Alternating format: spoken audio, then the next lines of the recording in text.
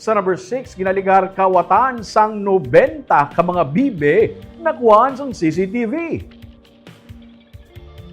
Nagalibog ang ulo sa tag-iya matapos gintaban sa lalaki ang tricycle nga may karga nga 90 ka mga bibe nga nagabalor sa 22,000 pesos sa barangay Abuanan sa Baguio City. Sulo sa tag-iya sang mga bibe nga iya parking ang tricycle nga may unod nga mga bibe sa igad sang dalan apang sa iya pagbalik wala na ang tricycle pati na ang mga bibe.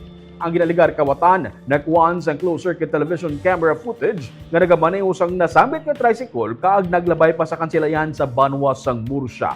Nadiskubrihan ang tricycle nga ginbaligya sa isa ka junk shop sa Bacolod sa balor nga 1,500 pesos. Samtang ang mga bibe gindispose nga tag 240 pesos ang bilog.